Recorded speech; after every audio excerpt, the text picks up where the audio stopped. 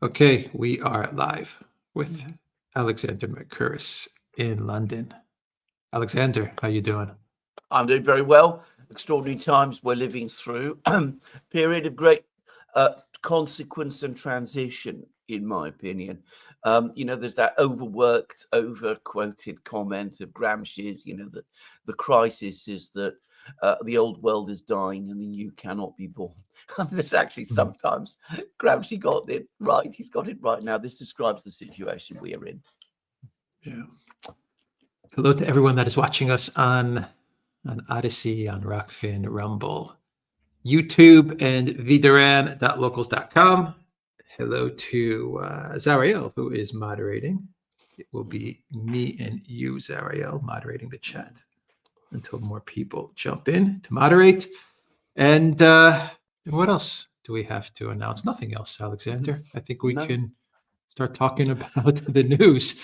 Real quick, your thoughts on India and Pakistan, and then we'll get to some questions and some news topics, some other news topics. Right. Istanbul, Zelensky, Trump, Putin, all of that. But quickly, your thoughts on India and Pakistan. Right. It is really quite interesting. I'm starting to get the sense that there was less of an actual mediation exercise carried out by the United States, more very, very heavy pressure on India to try to call the whole thing off. And I understand that in India, people are not happy about the way in which the operation was called off. It seems that the Indians launched their first strike in response to the terrorist act. The Pakistanis then responded. Then there was a very powerful Indian response, and significant damage on Pakistani installations was apparently done. At that point, Pakistan, which is short of certain types of weapons, began to panic. They tried to get the Russians involved. The Russians refused to become involved. They then turned to the Americans. They pleaded with the Americans, bring this thing to an end. It's getting out of control. And the Americans came and asked the Indians to bring it all to a stop. And the Indians said, look, we are prepared to do so, provided the Pakistanis themselves ask us to. We're not prepared to take messages from Pakistan via you. We have to have it directly from Pakistan. And after 2 hours, apparently, Pakistan did contact India directly through a hotline that exists between the two countries and asked for a de-escalation. And that was what led to the ceasefire. That doesn't mean the operation has gone entirely well for India, by the way. There have clearly been some problems. The Indian military has had its difficulties, but it seems that the Pakistani military has had more of them. Just to say that's my assessment of the situation. It's very difficult because both countries have imposed very tight censorship on what is happening. And important to stress, the fracture between India and Pakistan continues to be there. This conflict that goes back to the 1940s continues, and there is no obvious sign of a resolution in sight. One has to worry that sooner or later things will get out of control, and then who knows what will happen. All right. Hit that like, everybody. Hit that like. And if you're not subscribed to the channel, we never say this on the Duran, actually. If you're not subscribed to the channel, maybe you may want to subscribe to the channel as well. And Alexander, let's discuss quickly Trump's trip to the Middle East. He is in Saudi Arabia at the moment. Your thoughts there? And that'll be a good transition into Istanbul on Thursday. Yeah, the key point about the trip to Saudi Arabia is that he's going to meet a leader, NBS, who is a personal friend and whom he gets on with. And it's important. He's gone to Saudi Arabia, to the Middle East. He's not gone to Europe first. He's not visited Britain or Germany or France. He's actually said things about, the EU is even worse than China. We really don't get on with them. And this is, a huge diplomatic snub to the Europeans. And I think that should not be underestimated. And it's also something of a snub to Prime Minister Netanyahu and to Israel, because normally you would expect, particularly at this time, with a very fraught international a fraught situation in the Middle East, that the United States would be in touch with its key ally, which is Israel, that the US president would be visiting Israel before he visited any other country in the Middle East. He's decided to go to Saudi Arabia instead. Now, Trump has always understood, much better than some recent American presidents have done, the key importance of Saudi Arabia in maintaining, preserving the American position, not just in the Middle East, but around the world. He understands that the Saudis sell oil in dollars, still do to a great extent. He understands that the Saudis buy American treasuries. He understands that Saudi Arabia is a key market for big American companies, including, let's be straightforward about it, arms companies. He understands that Saudi Arabia plays a geopolitically key role in the Middle East and in the Gulf and in Central Asia. And he has, as is always the way with Trump, a kind of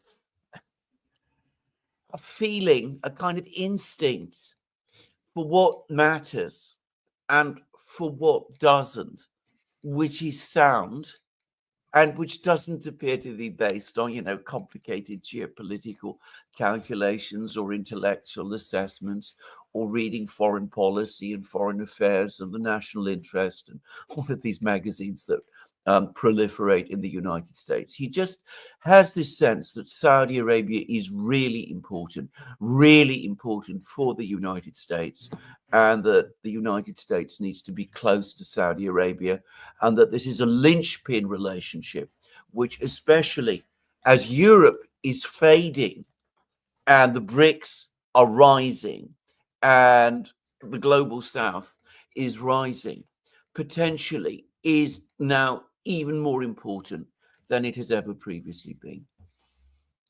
Yeah, Saudi Arabia never made it into BRICS, did they? No.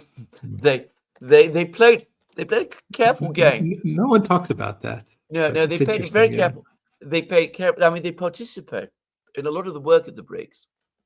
They always send representatives to BRICS. They sent, I think it was a deputy foreign minister to the Kazan summit.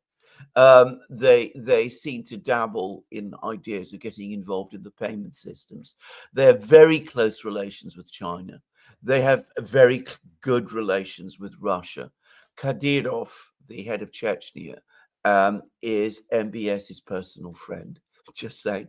And if you remember last year, when Putin traveled to the Gulf, I mean, the Saudis and the Emiratis pulled out all the stops basically to receive him.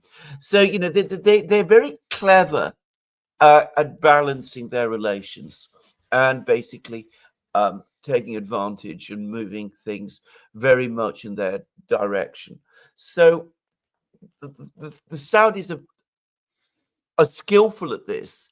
And I think it's important to say, when the US-Saudi relationship was first forged by King Ibn Saud and President Roosevelt in, I think it was 1945. It was in 1945, shortly before Roosevelt's death. Well, obviously at that time and for decades after, the United States was the senior partner in the relationship. Today, the relationship is not quite as lopsidedly in favor of the Americans as it was then. Saudi Arabia has grown in importance and stature, and the United States needs to take it very seriously.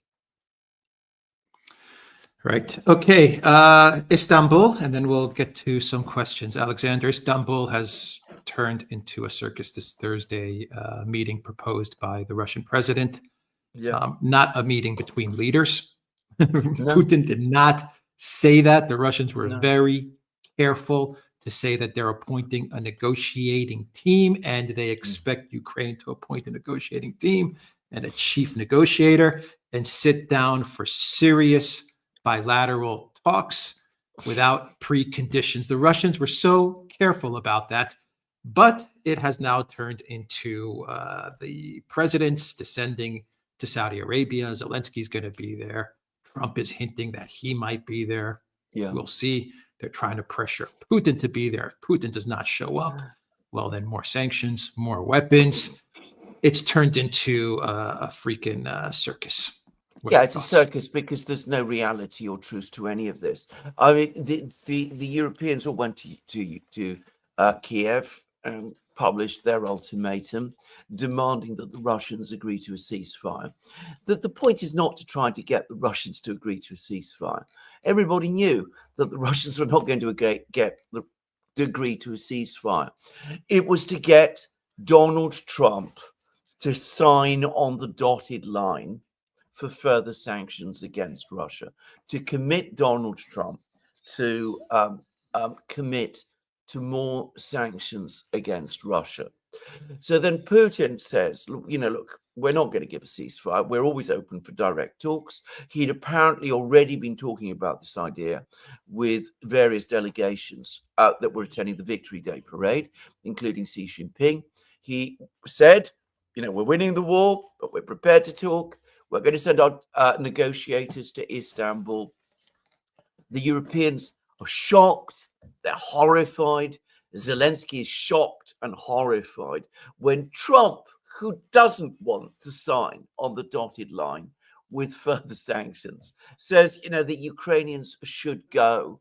It's all over the media here in Britain that they're all upset and angry with Trump because he said that and put a spoke in the entire, sanctions game.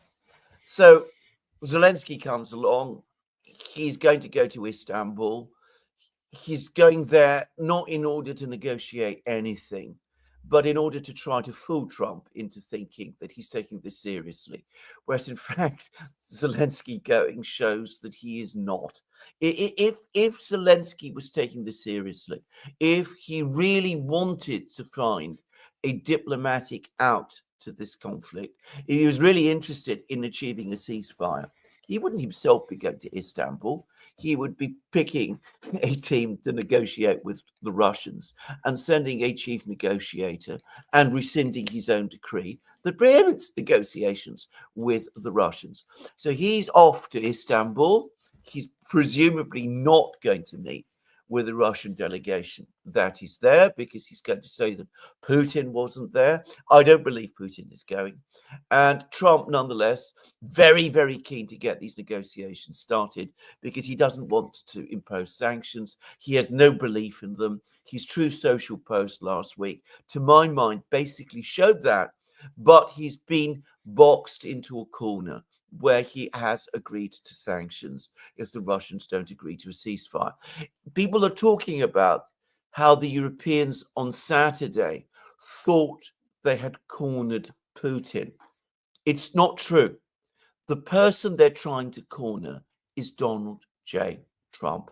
They're trying to corner him to get him to sign on to sanctions in order to bring this entire process that Trump began in January of a rapprochement with Russia to an end. That is what this is really all about. And that's why it's all descended into a circus. Yeah, and Trump is taking the bait.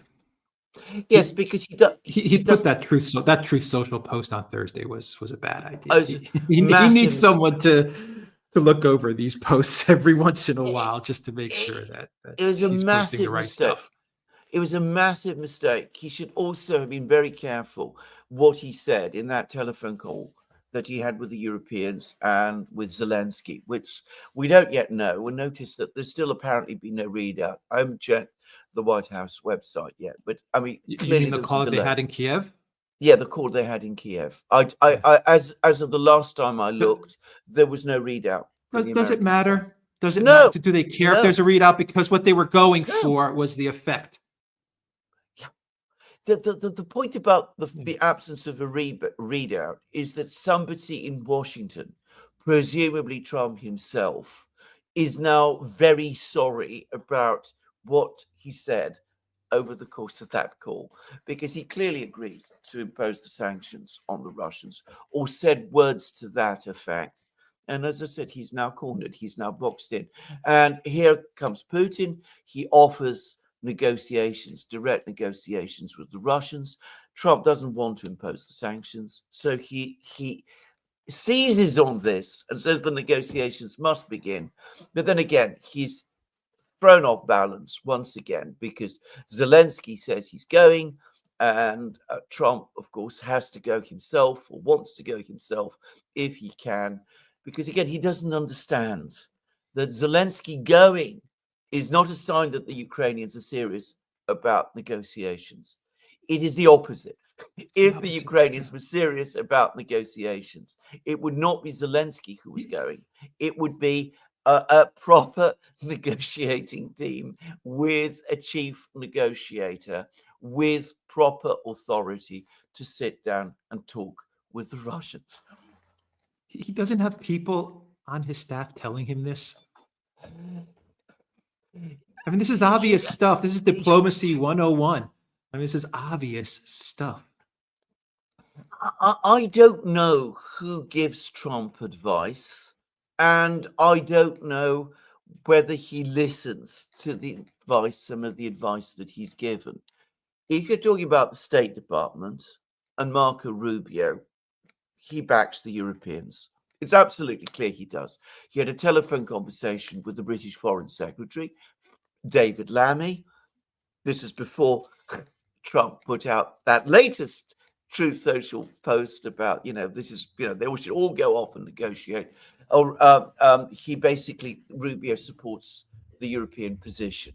Kellogg, who I think Trump turns to a great deal and still assumes is the expert on all of this, clearly is also giving him bad advice. I get the sense that Vance and Witkoff understand the situation an awful lot better. But remember, Vance himself has no background in diplomacy, and nor does Witkoff. So I don't think they understand some of the subtleties of this process and the kind of web that is being weaved here. Okay, let's get to some questions. Yeah. From Matthew, I'll have to get a question in now, as I will miss this event. Do you still think we are past the most dangerous part of this war? Will Europe enter? Yes, I do think we are. Actually, I still do. Whatever happens next, I cannot imagine that Donald Trump seriously is looking for greater escalation. We've not discussed recently the military situation, but it is, the Russian offensive is gaining momentum every day now. It's moving forward. The Ukrainians themselves are starting to talk about how their situation is getting not just bad, but desperate in more and more places. But I don't think Trump is going to be drawn into a direct military confrontation with Russia. The Europeans and the Ukrainians have tried to get Trump to give them some kind of security guarantee. Ukraine, a direct security guarantee in return for the ceasefire and the mineral rights deal, and Trump had the sense to refuse. And Starmer and Macron for the so-called coalition of the willing forces that they were going to send to Ukraine. And again, Trump basically refused. So he had the good sense to avoid doing that. And I think he generally has an aversion to getting the United States involved in these kind of wars. So provided that sticks, and I think it will, I don't think we're in a situation where we're looking at a World War III scenario. Though the British, the French, the Ukrainians, of course, would love it to happen. Nikos says, can we just say that these were some of the most badass days in Putin's presidency? It reminded me of the times he went up against corruption, aka when it was okay to like him in the social media. Not only did he turn the ultimatums of the Europeans against them, but he also sent a big FU message to Trump and the US by signing another agreement with China, showcasing that they are together. This was a masterful display of diplomacy. This might sound evil, but after the negotiations fail, he has to use Orezhnik's fry. Okay, so they take him seriously. This is an existential conflict that is similar to Vietnam. You both say that this will last for 2 more years. Just to take the 4 oblasts to change the government, Putin has to change the pace. Have we ever? There's one more. There's one more comment. I don't think that the Russian people want this conflict to last for 40 years like Vietnam. The slow approach worked in 2023, but now it encourages the Europeans to escalate, thinking this is a stalemate. All right. Have we ever said that it would last a further 2 years? I don't recall that we have said so. Certainly, in terms of capturing the 4 oblasts, I don't think it's going to last anything like as long as 2 years. I mean, potentially, unless there is a major infusion of military aid from, it can only be the United States over the course of the next few months, it might slow the Russians for a few more months and perhaps take it beyond the year. But even that, I would have said, was problematic at this time. But just to go back on some of your earlier points, I absolutely agree. It was a masterly display of diplomacy. I mean, Putin by now is immensely experienced in diplomacy. He is a consummate professional. He is also backed by one of the best foreign ministries and foreign services in the world. Lavrov, Ryabkov, all of them, Karasin, all of them. I mean, they're absolutely at the top of their game. And I mean, the skill and effortless way in which they turn this round, it speaks for itself. And the dismay and horror and shock in Europe also speaks for itself. One point where I would actually somewhat push back, I don't think Putin was sending any kind of FU to Trump. I think he was providing Trump with an off-ramp, actually. Exactly as Alex said, in a program that we did about this. He offered direct negotiations with Ukraine, which in this situation was intended to help Trump. Now, Russia has its relationship with China, which is enormously important for Russia and for China. But I don't think that the Russians perceive it as an attempt to, be tough or bad to the United States. What they want is good relations with the United States. They understand that the relations with China give them leverage in order to improve relations with the United States. And that's what they would prefer to see. They probably, at this time in their history, what they want is peace and security on their western borders and peace and security generally, so that they can do those things that they have always wanted to do, which is develop and their economy and make it prosper. That I think is their overriding priority. You have to be in Russia. You have to hear the Russians themselves speak to understand this. They are not given to these complex geopolitical chess games that we are obsessed with in the West and which you read all about in the media all the time here in the West. That isn't the way the Russians think and work. They want peace, they want stability, so that they can focus on their pressing internal problems. Sanjeva says, caught another Duran live stream in real time. When you are living at the bottom of the world and many hours flights from anywhere, these small things are wonderful. By the way, when are you, Alex and Alexander, visiting Australia? Well, good question. That would be a great question. I can't answer that question. I have no immediate plans to visit Australia, but I would love to do so. And Australia is a country that in some ways, I feel I know very well because Britain and Australia are so close.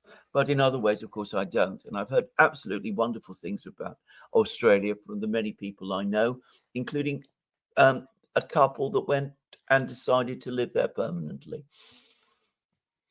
I would love to visit. I don't know which cities to go to. It's So, such a huge country. Sydney, Where would you it's go? absolutely Sydney, Melbourne, but there's so much to see, Yeah, yeah. I mean, there's Durban and it's in the very north. spread out. Yeah, Oh, it is very spread out. Absolutely, yes. I mean, it's right up in the north. It would be extraordinary place, and of course, there's the vast areas of the outback, the areas at the centre, which is apparently it's extraordinary landscape. yeah. I'd love to visit. Mm. I don't know where to start though. All right, let's continue with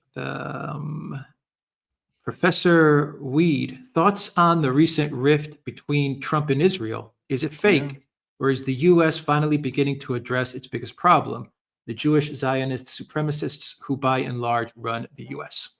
My own view. We've done a program about this, which should appear at some point over the next couple of Today, days. But probably today. Yeah. probably today. But my own personal view about this is that yes, there is a rift.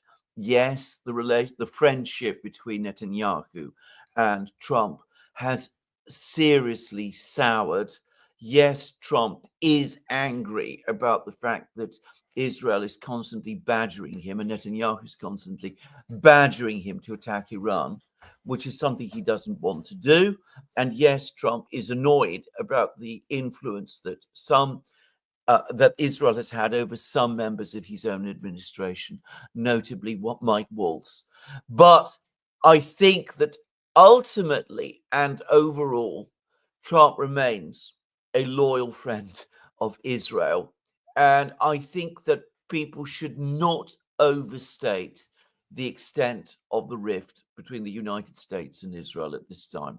I think that there are differences, there are disagreements between the United States and the current Israeli government, but I don't think that there is a fundamental difference in approach or direction. That's my own sense.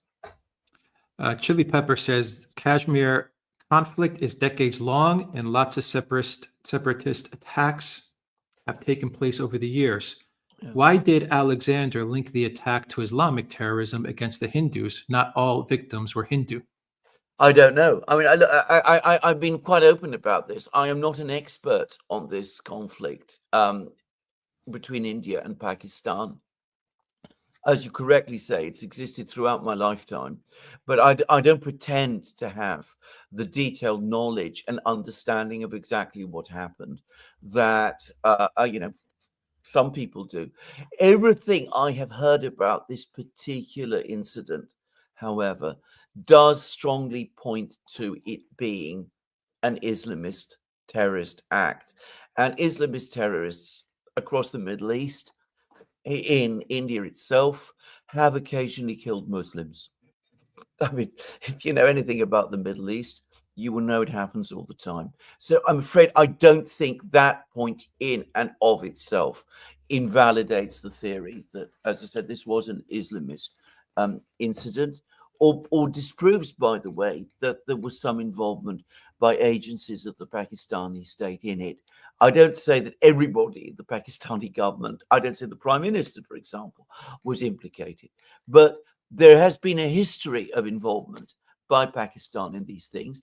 The Pakistani defense minister has straightforwardly admitted that. True. And given that is so, the starting point in any assumption must be that there was some degree of involvement at some level. Yeah, he said for decades, stuff like this has been going on. The Pakistani defense minister. Yeah, that's true. Nikos says, so far, I think you made two mistakes in your analysis. One is that the Russians understood that Trump chose the neocons about 3 weeks ago. That's why they signed the agreement with China on May 9th. The other is Trump himself and the people around him. The reason Trump chose the neocons is because he is a narcissist man-child who can't see America losing, and that's what they told him. We need to stop excusing Trump by saying people give him bad advice. Even people who aren't neocons have a fundamental problem. They despise Russia. J.D. Vance hates Russia. Tulsi Gabbard hates Russia. All of them hate Russia and China, by the way, because they haven't gone there to talk to the government or the people. Witkoff is the only one of those jackasses who did that and realized they are civil. Well, one of the interesting things about Witkoff, which I had not appreciated, is that he speaks Russian.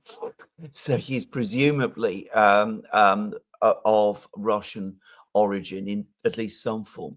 It's a fact that has been held against him, by the way.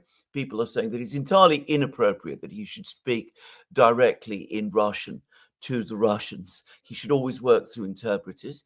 Basically, I agree, but it's a red herring because I don't get the impression that Witkoff has conveyed messages from Trump to Putin incorrectly or from Putin to Trump incorrectly either. Anyway, just to put that aside. Now, the first thing to say is that I absolutely do not agree with you on one specific point, which is that I do not believe that this agreement that was made between China and Russia was directed at the United States. I mean, I don't think that is the Russian conception of it. I don't think it is the Chinese conception of it. And I certainly don't think this thing was hurriedly worked out and agreed over the last few weeks in response to whatever it is that the United States was doing. This is a very, very well established, very deep relationship that has been developing between China and Russia now for many, many, many years. They're in constant discussion with each other. They are constantly working and negotiating and agreeing proposals. They sign many of them. They agree all kinds of projects together. Sometimes those projects don't succeed. Just to give an example, there was a project some years ago to develop a joint wide-body aircraft. The problem was that the Chinese had one conception of what that aircraft would do. They wanted a short-range aircraft with high volumes of passengers. The Russians wanted a long-range aircraft with a lower volume of passengers. It proved impossible to reconcile the perspectives of the two sides, and they agreed to go their separate ways. But overall, it's a developing relationship. Agreements that are reached in meetings between Putin and Xi have been negotiated over many months, probably years, and they are not responses to what the Americans do. That's the first thing. Now, about Trump, I don't make excuses for him at all. I don't agree with your characterization of him. I think also that I'm not making excuses for him. The fact is, he does listen and take bad advice. There are plenty of people out there in the United States who could give him excellent advice if he listens to them. And he tends not to do that. His instincts always are to turn to people from the national security bureaucracy. Presumably, he assumes that these are experts of some kind, and it always turns out that they're not. And I don't think he ever really fully gets it. And I think he also has to try and, as he sees it, balance factions within the Republican Party, which I happen to think is also a mistake, because doing that doesn't actually unite the Republican Party. It makes him hostage to the neocons. So I don't agree with your characterization of Trump, but that is not to say that I don't make criticisms of him. I think that he's far too much in awe of what he thinks is expert advice, and he's much too easily manipulated. Sanjeva says, you know the meme short where dogs bark at each other and when gates open, they stop? India and Pakistan is like that. Neither country can afford a war. The economic and social issues are enormous. They were waiting for an excuse to pull back, but save face. That's exactly what I get the sense of, that it's certainly consistent with what I'm reading in the Indian media, that um, the Indians felt they'd made their point. The Pakistanis felt they had to make a point in response. The Indians then had to respond to that. At that point, the Pakistanis panicked. They called on the Americans. The Indians, who also didn't want to have the situation get out of control, said, yes, okay, we will de-escalate, but it has to be done with Pakistan itself making the first call to us. And that is what happened. Chili Pepper asks, why does Alexander think the ICC should be disbanded? They've been unfair to Putin, but right now they are trying to limit the movements of the war criminal prime minister of Israel guilty of genocide. I think that you're speaking about one specific case. Look at everything else that the ICC has been doing, which has been terrible. I've come to a clear view that these international tribunals that are set up ultimately become grossly over politicized, and they make decisions based on politics rather than law. So you may agree with the prosecution against Netanyahu, but the ICC took an enormously long time to try to bring this. And they only did this because they were put under enormous political pressure by the Arab states and by the global south. And they felt they had to do that. Now, when that kind of thing happens, you have to say to yourself, that's not how a court should function. And I think that the ICC really has lost its credibility and will gradually begin to fail. Nikos says, I watch travel channels so I can get over the misconceptions about countries like Iran or Saudi Arabia. So far, 3 countries as advertised: Turkey, Eritrea, and North Korea. I think Pakistan is number 4. Who thought it was a good idea to give Pakistan nuclear weapons? Let's face it, they didn't get them themselves. Do they even have a government anymore? Once again, they caused trouble for India, a country that wants to move forward, and threaten them with nuclear war while playing victim. China should support the US and Russia by backing India. This is a whole lot of very, very complex questions. I mean, Pakistan, its geopolitical positioning is a legacy of the Cold War. So during the Cold War, the Soviet Union established a very close relationship with India. So the United States countered by developing a very close relationship with Pakistan, as did China, which for much of the Cold War was hostile to India and to the Soviet Union. China and India actually fought a war with each other in 1962, when the Soviet Union backed India against China, even though at that time China and India were supposed to be communist allies. So, there's a long, complex history here, which one could spend hours talking about, and we don't have those hours. As for the Pakistani nuclear bomb, Pakistan developed it mostly by itself. The key figure was a man called A.Q. Khan, a Pakistani scientist, a brilliant scientist. You have to understand that by the time Pakistan moved forward with its nuclear program, the physics of building nuclear bombs was extremely well understood. It dates back to the 1930s and 1940s. A.Q. Khan worked out how to enrich uranium using centrifuges. He discovered where the centrifuges were made, which was the Netherlands. He got them imported. He enriched the uranium. He developed the nuclear devices. He then arranged for this technology to be supplied to other countries as well. It's a complex, very, very long story. I think that Pakistan, what it needs to do is to start to extricate itself from this very complex politics of the Cold War, alliance with the United States against Russia, alliance with the United States, China against India, all of that, and to start focusing on developing its own country, rebuilding its civil institutions, and trying to find a way to reach some kind of understanding, long-term understanding with India, which will enable it to dismantle its oversized military and to develop its economy and achieve prosperity and peace. Musa Sal, thank you for that super sticker. TCH 5802 says, no European war is over before Italy has changed sides. Forza Meloni. Right. That's very good.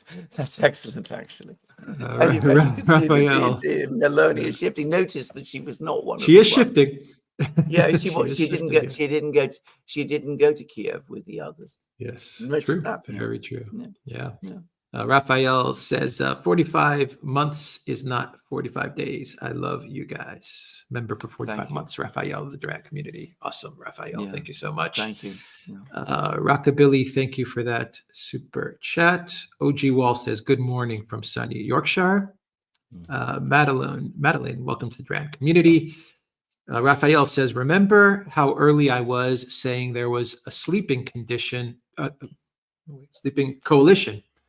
Remember how early I was saying there was a sleeping coalition army that was out together. China, Russia, Iran, North Korea, Venezuela, Cuba, and Afghanistan.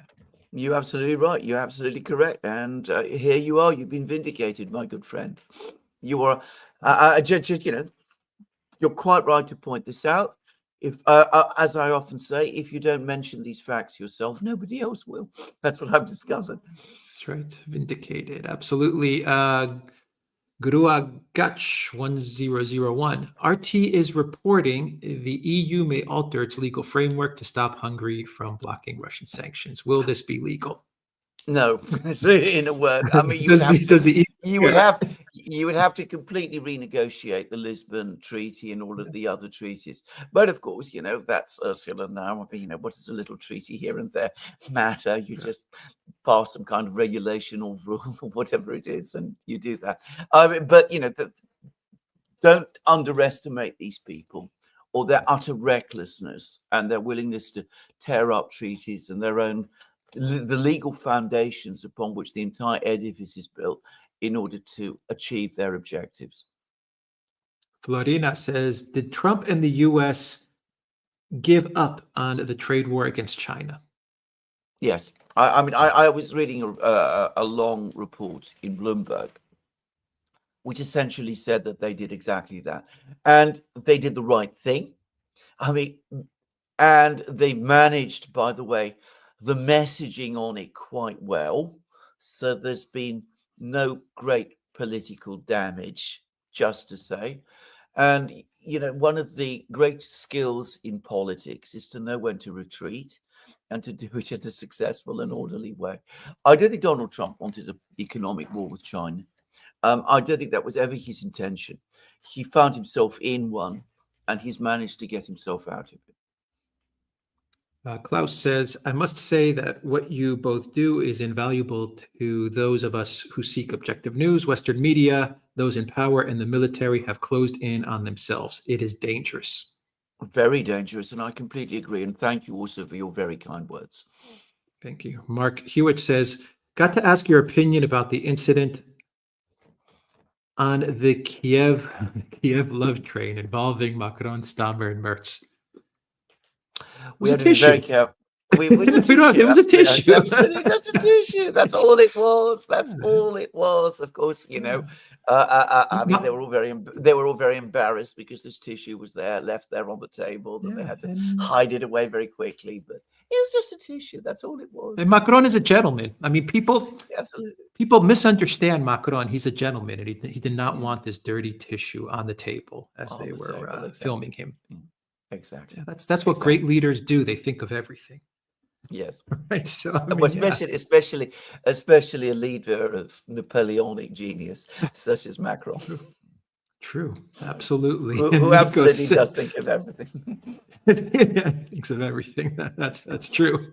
Nico says, since you are more culture savvy, Alex, the Star Wars show Andor, in their season 2, episode 8, made a version of the Euromaidan with the evil empire wanting to regime change the government of a powerful planet to mine a powerful mineral. It's interesting. I haven't followed that show. I don't know if you follow No, that I show, haven't. Alexander. No, I haven't followed I haven't it. No, followed nor it, have I. and it's already in season 2.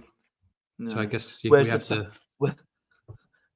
We have to look into it. Where's the time to do these things? But anyway, there it Yeah, is. yeah, but it's an interesting show.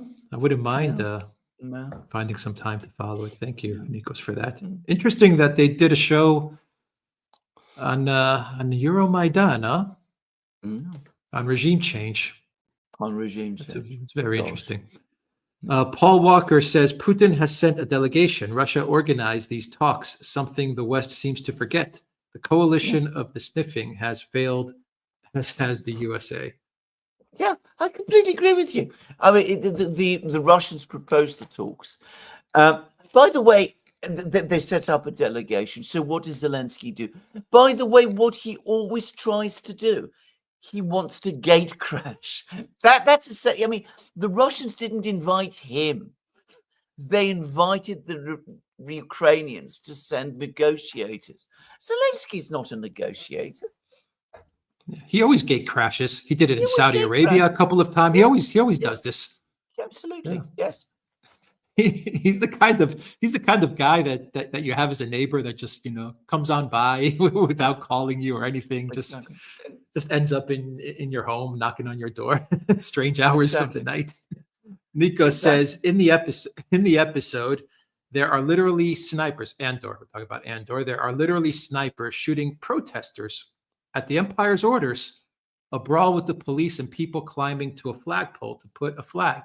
You cannot make this stuff up, man. We definitely have to check this out. We definitely do. Absolutely, yes. The Maidan snipers. Was that ever resolved, Alexander? Did we ever come to a conclusion with that?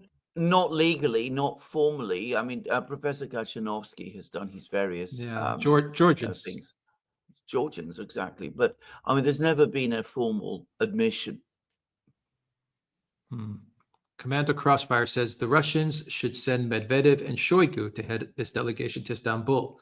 Would be the best team. At this point, I'm thinking 6 regions and a Kiev. Quite possibly. Well, we'll see who they send. I mean, my own guess is that the Russians will take this extremely seriously and they will send an experienced negotiator. Maybe Sergei Ryabkov, maybe Grigory Karasin, someone like that. That's who they're more likely to send than top people like Medvedev and Shoigu. Who knows? Hitchum says Macron is a great chap. Zelensky is a top negotiator. I agree. I love the sarcasm. Absolutely. You're absolutely right. You're absolutely right. That's why Zelensky's going, because he is the art of the deal. Absolutely. Sanjeva says great deals he's negotiated. Yeah, he's done a bang up job. Sanjeva says, why do you think Putin still shows courtesy to Erdogan? Erdogan has backstabbed Russia many times. Is it realpolitik? Hate to think Putin genuinely believes in Erdogan. I loathe Erdogan, who promotes terrorism and is openly against India as well. He has said quite straightforwardly. He once gave an interview long ago, which basically made it quite clear that he knows exactly the kind of person Erdogan is and that he cannot be trusted an inch. And after the incident with the Sukhoi 24, which was a Russian aircraft that the Turks shot down, I mean, he was absolutely straightforward in speaking about what he generally believes about Erdogan. But Putin is nothing if not a practitioner of realpolitik. He knows that he needs Erdogan to keep NATO out of the Black Sea. He also understands that a commercial relationship with Turkey is in Russia's long-term interests. He also understands that Turkey is an important country in Central Asia and the Middle East, and that Russia needs to have a relationship with it. So that's purely what it is. I think he has no illusions about Erdogan at all, and he's all but said so. Geostone says, Geostone G-Stone says, thank you both for doing great work. As a fan of your work, could you look at doing an interview with another YouTuber, Willie OAM from Australia? Okay. Yeah. Willie OAM. Yeah. I'll write it down. Thank you for that, G-Stone. Andrea says, what are the chances of making progress in Istanbul, given that the Europeans sabotaged these talks last time and show no signs of being ready to change direction? Buka I would say 2.0 incoming. I would say none, unless the Russians are prepared to capitulate, which they show no indication that they're prepared to do. I would say none. I don't think the Ukrainians are going to give any ground at all. I don't think the Europeans want them to give any ground at all. I think the Ukrainian strategy is to try to get Trump to commit to sanctions so as to eventually recommit to Ukraine, to send more arms to Ukraine, to continue the grift in Ukraine. That was what the investment fund deal was all about. The mineral rights deal, as some people still call it. And I don't think there's any real interest in or desire to hold negotiations at all. We wouldn't be talking about negotiations were it not for the fact that Trump was elected back in November and became president in January and has shown an interest in negotiations. Neither side, I think, really feels that this conflict is going to be sorted through negotiations. But there it is. Sir Muggs Game says, Erdogan and NBS are conspicuous in their absence from the victory parade, keeping up appearances for Trump's visit and the peace talks. Well, good question. NBS, I would think it would have been a very, very big ask to expect NBS to go. I mean, that would have been clearly Saudi Arabia aligning with Russia and China. And I think that exactly as we said, NBS likes to balance. And I don't think that the Russians expected him to go or that there was ever any question of his going. With Erdogan, it's more complicated because Erdogan has a very complicated relationship with Putin altogether. On the one hand, Erdogan wants to have good relations with Putin and with Russia. He too understands that it serves Turkey's interests to do so. On the other hand, he is, and I'm going to say it straightforward, he's slightly in awe of Putin, and I think a bit frightened of him. And the fact that both Pashinyan from Armenia and Aliyev were there in Moscow probably would have been a reason enough for Erdogan to choose to stay away, as well as Haftar, the Libyan military leader, because this would have been an uncomfortable meeting for Erdogan because Aliyev and Pashinyan more interested in talking to Putin than talking to Erdogan. And Haftar from Libya is, of course, an adversary. So I can understand why Erdogan wanted to stay away. Erdogan doesn't really like being involved in events of this kind, which he doesn't himself lead and dominate. Here's a post from Locals from My Info. Thank you for this post. And it is from the X account of Zlati71. Breaking news, Russian President Putin will not travel to Istanbul, Turkey, even though Ukraine's Zelensky will be present. Instead, Foreign Minister Lavrov and head of Russian presidential aid on foreign policy, Ushakov. Well, exactly. So Lavrov and Ushakov, your thoughts, Alexander? Yeah, exactly. Well, it's exactly what we've been saying. We were saying this. That's a heavyweight delegation, though. I mean, it's a very Lavrov heavyweight delegation. Absolutely. Now, if Zelensky wants to meet these two very powerful people, obviously, but Putin going to Istanbul would have been himself becoming party to this circus. It's this shows that this is a serious plan to begin serious negotiations. To repeat again, Zelensky going to Istanbul is not about Ukraine engaging Russia in negotiations. it is the opposite. If Ukraine seriously wanted to negotiate, they would do what the Russians have just done, which is form a negotiating team and send it to Istanbul. That's what they would have done, keeping Zelensky himself in Kiev. And then, exactly as Alex said in the program that we do yesterday, you get negotiations. The negotiations eventually come to some kind of an understanding. Then finally, the heads of state, the leaders meet. If there's any unresolved issues, they sort them out with each other. And then you move to a signature. You don't do it this way. Yeah. This is, I mean, Exactly. it's absurd. It is not how negotiations at this level are conducted. Don't go far. China and the U.S. Did Trump go to Switzerland, and did Xi Jinping go to Switzerland so they can come up with this 90-day truce? Exactly. No, no, that's not how it works. That's why Trump knows this, or at least there's people in his White House that do have an understanding as to how negotiations work. We saw that with Switzerland. Exactly. So why is he running around saying I might end up in Turkey as well because Zelensky's going to be there and I think the leaders are going to be there? It's a circus. It's a circus. And to be honest, Trump is lowering himself to Zelensky's level, exactly, which is a dumb move. Absolutely. It's a very dumb. Why are you lowering yourself to this clown's level? Absolutely. Why? Yes. But he does it. He says these things. Yes. Especially as he gives every impression of not liking Zelensky. By the way. He doesn't even like this guy. I don't know why he does this. I don't know why he met him in Rome, to be honest. He doesn't like Zelensky. He doesn't like Stammer. No. I get the feeling he's not so hot on Merz. Okay, no. Macron and him have this weird liking thing of each other for some reason. I can't explain it. No. But why is he aligning himself with these guys? It's beyond beyond bizarre.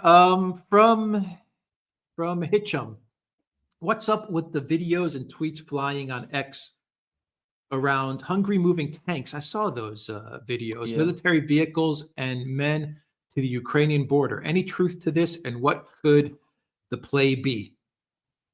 I don't know. I have no idea what this is about. I mean, this is all. It could be. It could be. This is just a guess. If this is true, even, I mean, because all kinds of stories circulate. But it could be that the Hungarians are becoming concerned that we're moving closer towards a military collapse, and that beginning to take the first steps to prepare for a refugee flow if it comes. Just saying. That's true. Jungle Jin says, where does the UK's downward spiral end on its current trajectory? How did Northern Ireland stay in the UK after Brexit and not unite with the Republic? Well, I think that the Northern Ireland thing still has a very, very long way to play out. My own personal view is that the trajectory is clearly towards Irish unity, but there are still many, many people in Northern Ireland, Protestant people, who remain very, very loyal to Britain. And I mean, one can't just assume that that doesn't exist and that that isn't a major factor in Irish and Northern Irish politics. As for Britain, I don't know is the answer. At the moment, we are indeed on a downward spiral, and I would say it's accelerating. I don't want to get drawn into British politics, but Keir Starmer has now gone all out, gave a speech talking about what a terrible thing immigration is and how immigration really needs to be stopped, and how bringing people into Britain in the way that is happening violates all the rules, and about how British society is based on rules. If you just go back a few years, months even, you will find Keir Starmer himself saying exactly the opposite. So, I mean, this is not a prime minister you can take seriously. His own MPs are now saying that he's not even interested in governing Britain. He's only interested in foreign policy. He's much more interested in supporting Zelensky than anything else. That's why he goes off to Kiev. So I don't think there's any chance from Starmer or from the Labour Party, because there is no viable alternative to Starmer within the Labour Party. The Conservatives are hopeless and all over the place. Farage is an interesting politician, but he has consistently been, as far as I can see, more an opposition figure than somebody who knows how to govern and to lead a country forward. That's my impression of him. I mean, maybe too hard on him. So at the moment, I don't really see this downward slide ending. But then I was in Russia in 1998. It looked exactly the same. Things were going downhill. In fact, the downward slide was accelerating. There was no sign of anything turning round. And as we know, the Times brought forth the man a year later, literally a year after I was in Russia. Putin was appointed acting prime minister, and we know how things turned out. So don't despair. Maybe at some point something will change.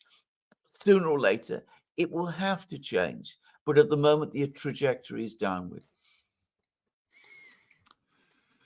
I'm just reading about Germany's Merz's ultimatum right now, Alexander, to Russia.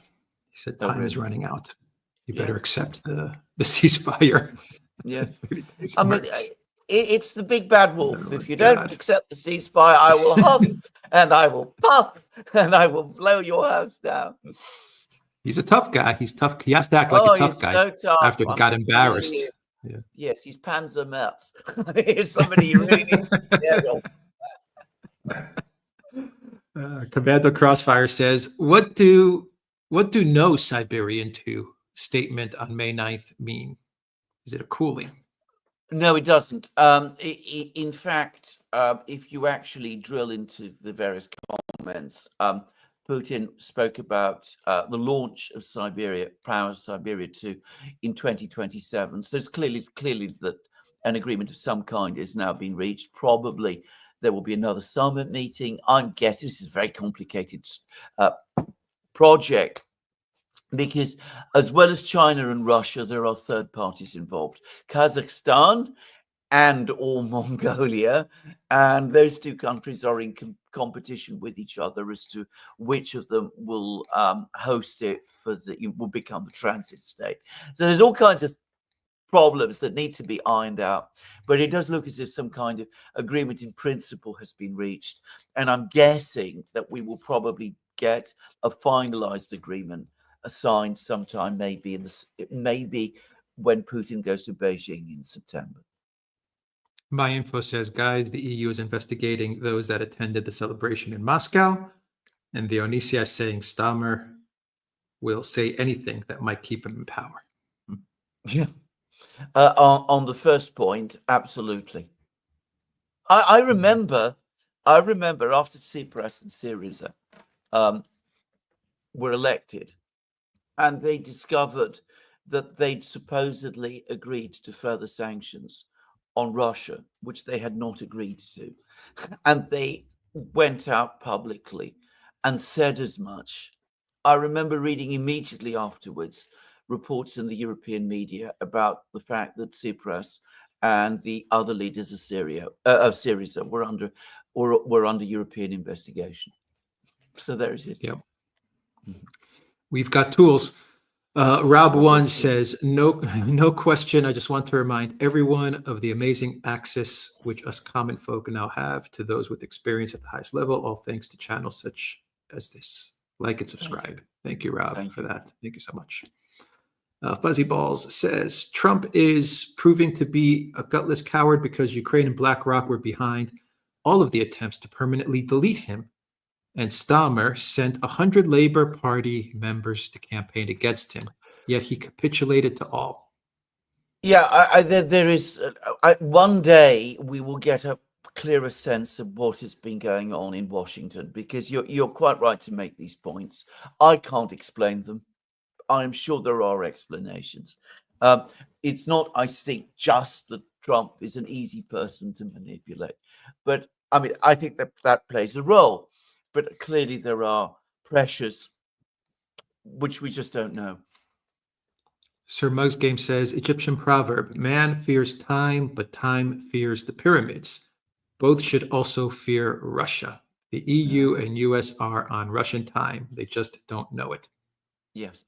I think some people are beginning to sense it, by the way. They're obviously not Mets, just to say. Yeah, he doesn't sense much at all. Padeval says, shouldn't neocons just be called Zyocons at this point? Their origin story was to instigate the US to start wars on behalf of Israel. Their origin story goes back to the 1960s, when many of them were Trotskyists, and they transferred their beliefs in permanent revolution from Marxist permanent revolution towards wanting the United States to basically transform the world in the way that they wanted it to.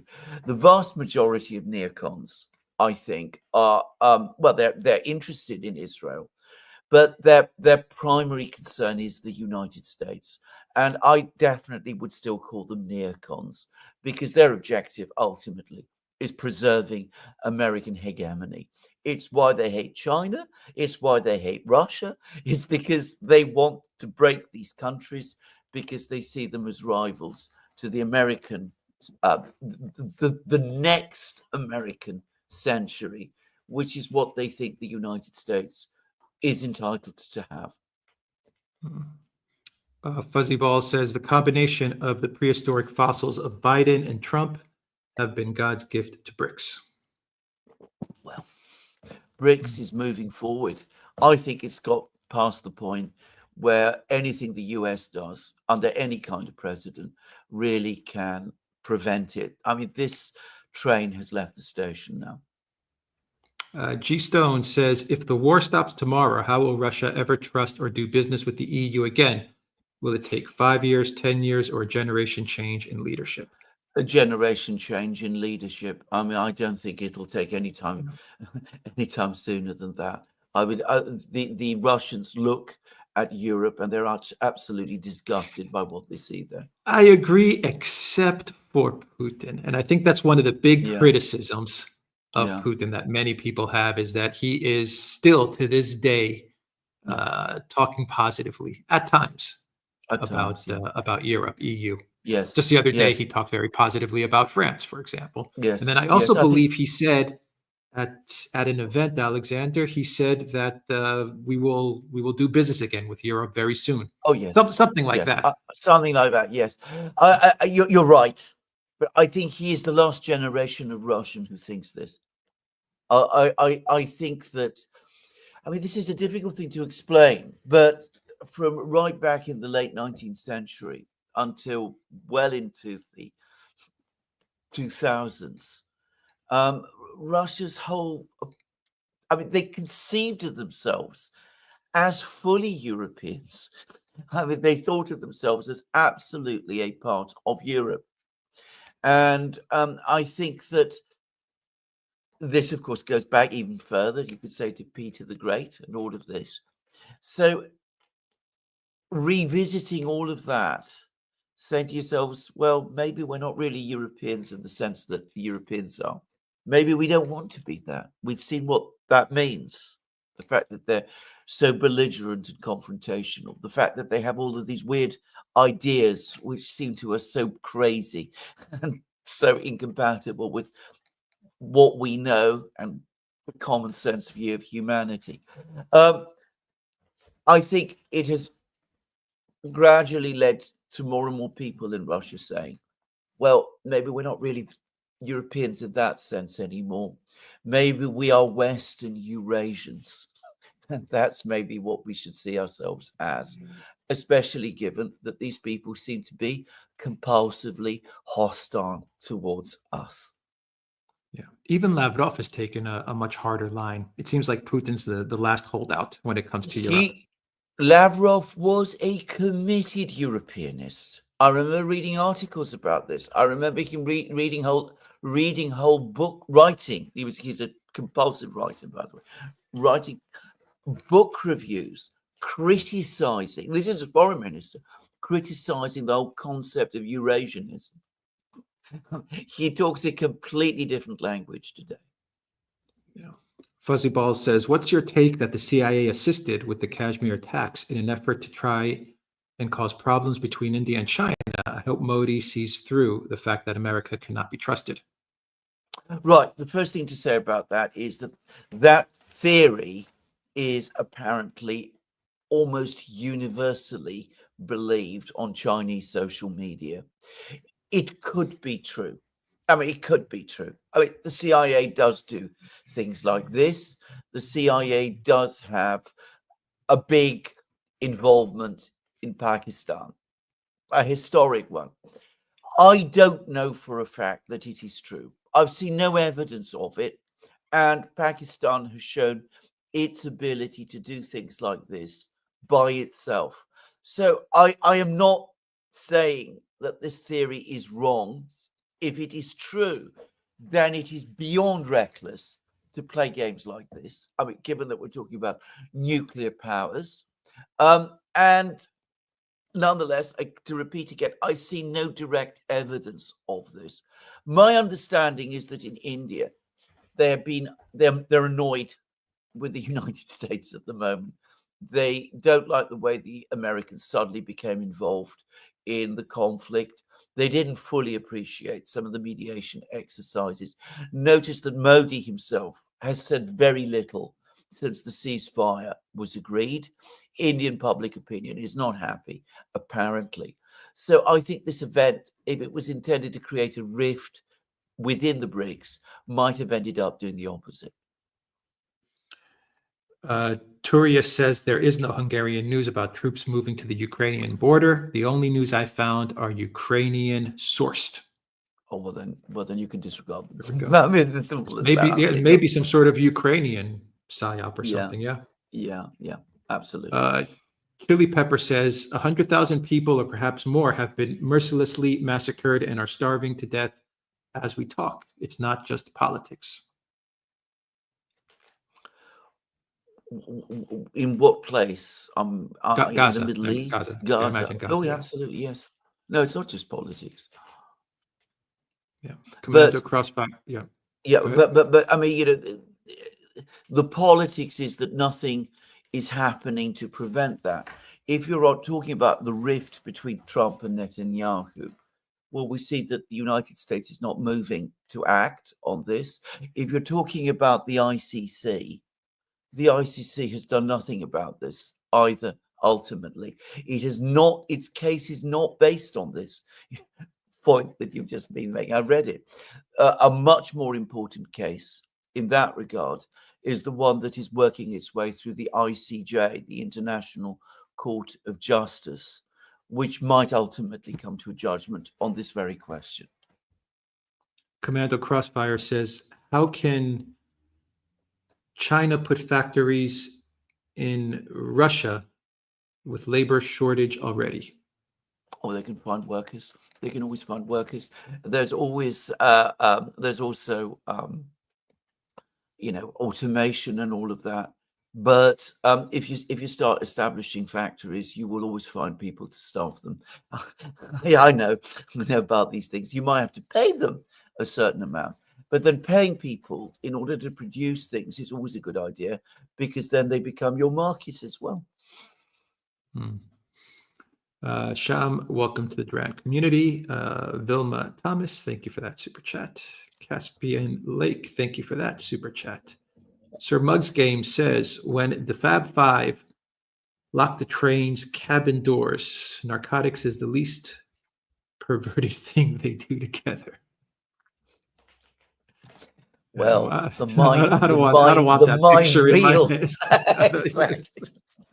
Yeah, let's move on. Sir Muggs Game. Commando Crossfire says, how disappointing no Georgia on May 9th. Will ties heal? They will heal. The reason the Georgians aren't there is because for the moment they don't have diplomatic relations. So there's a lot of work to do. I'm in touch with people in Georgia extensively now, by the way, and my sense is that the ground is shifting there also.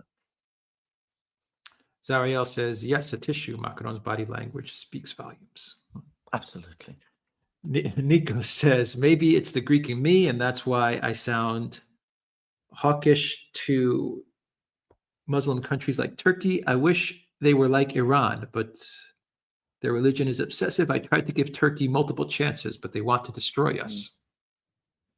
Well, I used to go to Turkey an awful lot. And what I discovered when I was there is that at a personal level, at a one-to-one level, people from Greece like myself and people like from Turkey not only got on, but we understood each other very well. We had, after all, a huge amount of common history with each other. So I wouldn't myself say that this is a relationship that can never heal and can never sort itself out. But if I was to say also that there were no problems, that there were no dangers, that there were no risks, that Erdogan doesn't say some absolutely terrible things from time to time, that he has a strong level of support for them when he says that in Turkey also, I wouldn't be saying the truth. So I don't write this off. I don't say definitely that a reconciliation isn't going to come. And there have been periods in Greek-Turkish relations when actually we've been quite friendly with each other. I mean, Venizelos and Kemal got on extremely well. It's a fact people don't know, but eventually they had a reconciliation. And Venizelos and Kemal's lieutenant, Inonu, not only became very good friends, but they used to play tavli together. I mean, so I mean, we had backgammon, sorry. Backgammon, yeah. Tavli, backgammon, yeah, absolutely. And in the 60s, there was a time when Greek-Turkish relations were quite good as well. So, but I accept it's difficult. There's an awful lot to do. There's the issue of Cyprus, which is unresolved, and which, without it being resolved in a just way, I can't really see how the relationship can fully stabilize. But I would never say never about this relationship. Perhaps in time we will find our way. Klaus Clemenson says, consider inviting journalist Patrick Babb and General Harold Kujet. Yes, I've seen quite a lot of Patrick Babb recently. That might be a good idea. We will do that. Thank you for that, Klaus. Diamond Jump says, thanks A&A and Mod for sanity in this circus. Thank you for that. Thank you. Nick, thank you for that super sticker. The Nexus says, Alex Squared, I'd love to host you on the Nexus. Cheers from Bern. Okay. Yeah. Send us an email. Send us a message. Yeah. Absolutely. Yeah. Thank you for that. The Nexus, Matless X says, Alex, when you said the photo of the 5 guys hanging out in Kiev reminded you of something, I thought you were building up to say Reservoir Dogs movie poster, but not Friends. Who was Mr. Pink? Yeah, a lot of people said Reservoir Dogs, but no, you can't look at those 5 guys and think Reservoir Dogs. Not at all. All right. Definitely, Alexander. The trip to Kiev was more about media than substance. It was absolutely about the photos, the videos. Yeah. That's what it was all about.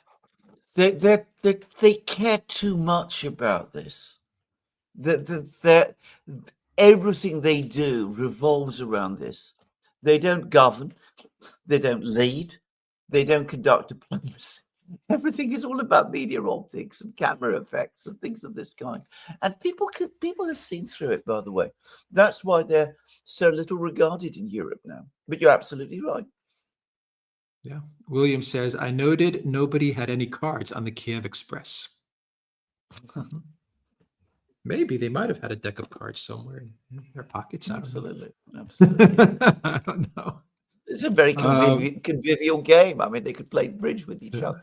I'm sure that's what they do. I can imagine that they're very good players at bridge. Absolutely. Panos says, slightly off topic, could you speak to Catherine the Great's The Greek Plan in 1780s that envisaged a revival of Eastern Byzantine Empire as part of partitioning the Ottoman Empire? Love your work. Yeah. Thanks as always, gentlemen. I mean, Thank you. that is an enormous topic again, and absolutely, Catherine did entertain it, and so did her her lover and a superb general and extraordinarily clever politician, Prince Potyomkin. And of course, they captured they captured all of these territories north of the Black Sea, Novorossiya, the places that we know of today. And it was they who gave them the Greek names that they still have. Militopol, the city of honey in Greek, Melitopol, Sevastopol, the city of the emperors, Edessa, named after Odysseus, Ulysses, Odysseus. All of these places, they have their Greek names from Catherine and from Potyomkin. Now, Potyomkin in particular was a deeply religious man. He very much wanted to see Greece free. He wanted to see the Greek Empire restored. He wanted Hagia Sophia back to becoming a church. And they had the project that when Catherine had two grandsons, the oldest, Alexander, would become the Tsar of Russia, and the youngest, Constantine, would become the next emperor of Byzantium. It never happened. I mean, they did achieve a huge amount, the two of them. They did advance greatly the moment when Greek independence was achieved, but they never got to the point of achieving anything like that. It was too grandiose a strategy for the time. Fuzzy Ball says history legends would make an awesome guest. Absolutely. I should quickly, by the way, add that after Catherine's death, no other Russian Tsar had this project. It ended, it died with her.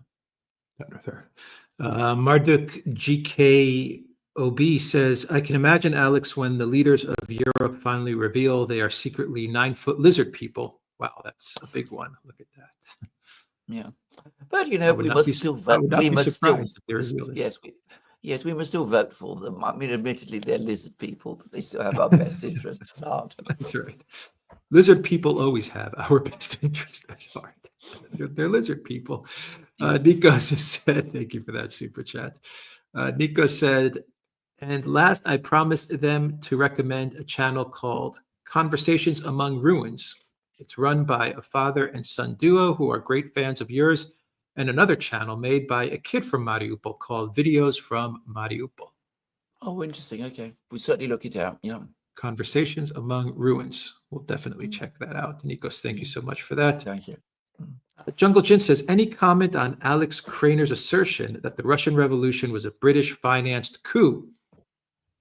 Huge amount of speculation and discussion about this. In terms of Lenin and the Bolsheviks, there is, I don't think, any evidence of that at all. So if you're talking about the revolution of October 1917, the one against the provisional government, I don't think there's any evidence of it whatsoever, that the British were involved directly in that. On the contrary, they were very, very unhappy about it.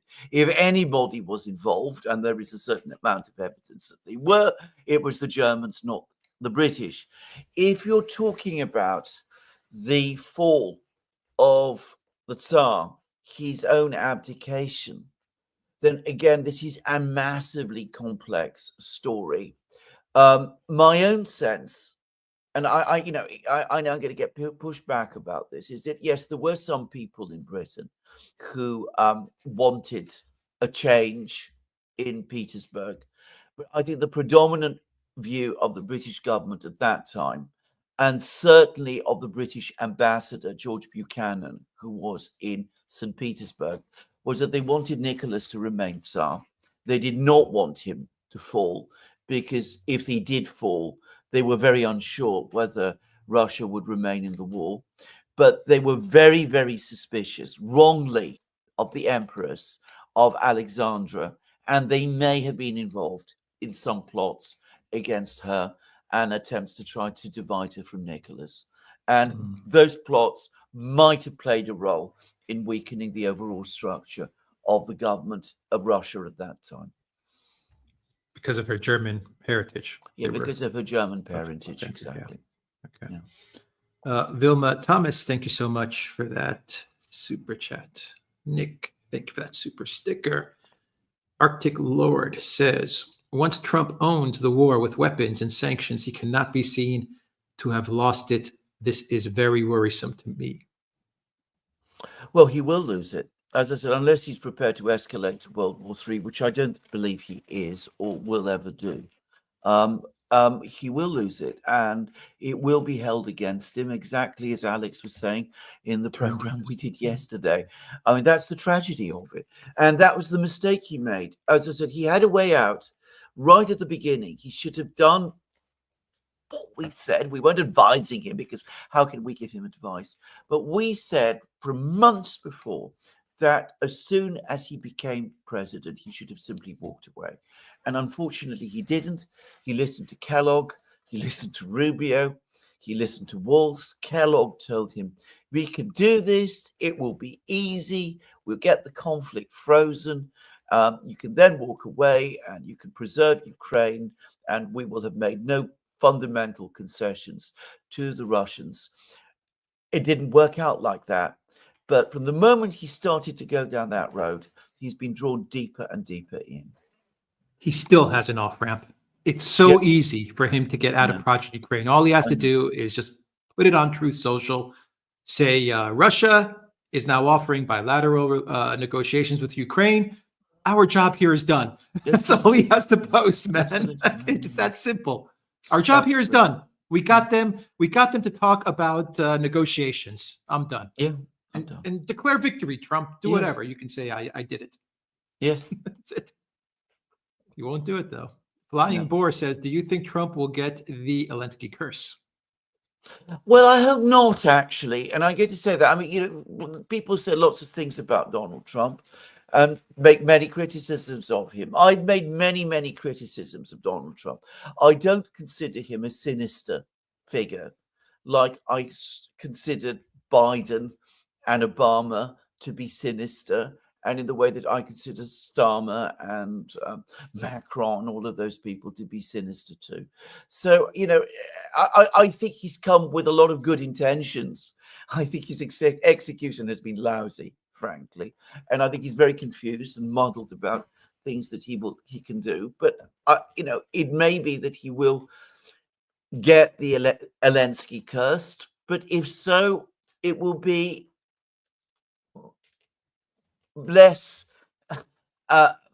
more sad than sad in a way that it's not for all of the others. Flying, oh no, I just read that from Flying Boar. RN Trents says, will additional sanctions on Russia work? No, they won't work. I was reading a piece by Ben Harris, who writes about the Russian economy. We don't always agree, by the way, but he writes for what was it called? I can't remember the name of the magazine. But anyway, he says that he's absolutely bored and fed up with this story about sanctions, that every couple of months a new idea for sanctions comes up. By this point, it ought to be obvious that sanctions are not going to achieve the objective that the Western powers have set themselves. They've been sanctioning Russia since 2013, by the way. If you start with the Magnitsky Act, then there were the sectoral sanctions of 2014, then there's been several bouts of sanctions ever since. None of them have worked. Why assume these will? By this point in time, that ought to be obvious. It's stupidity that people won't see it.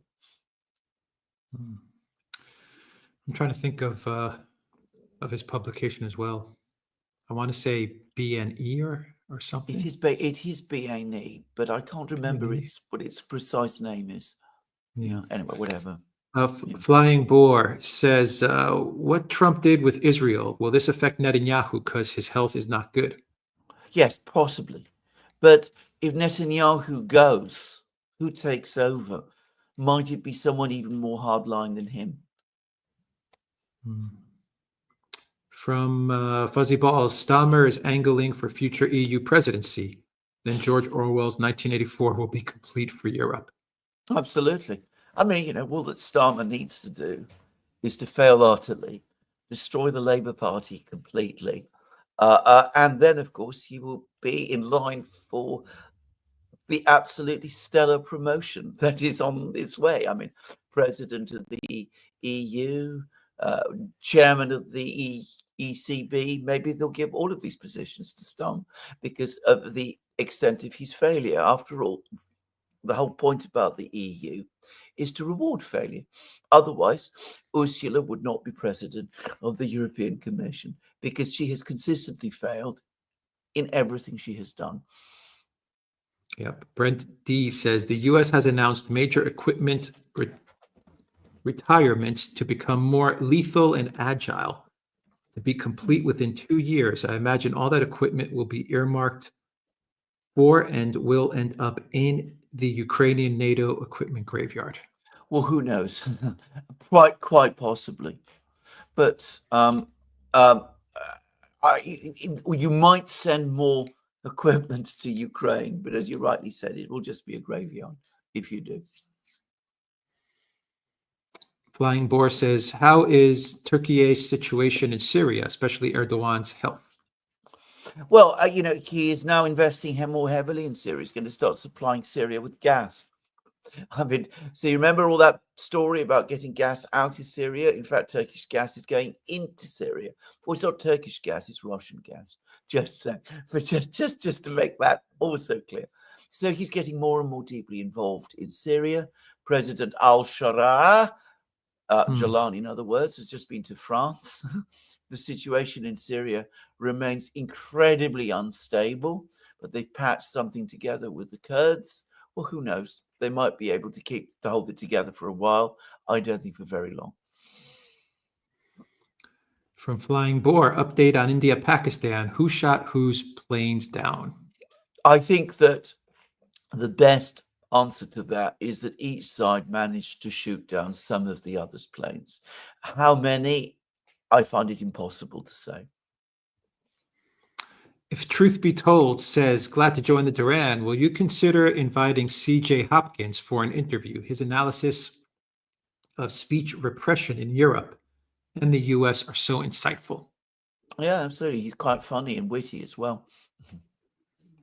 We will give it a try. Absolutely. Thank you for that. Jack Ridley, thank you for that super sticker. Awesome super sticker. Arcane Eclectic says, please like, subscribe, and share the stream, folks. I agree, Arcane Eclectic. Absolutely. Studio Rainer said, I'm planning to go to college to study diplomacy, but seeing the diplomacy in the U.S. makes me wonder if academia is responsible for teaching Western leaders that led to this nonsense. Do you think Western academia is rotten? Well, my wife is in academia, so there are lots of very strong and very good academics right across the West, in the United States, in Britain, in other countries. There are still people who teach diplomacy as it should be done.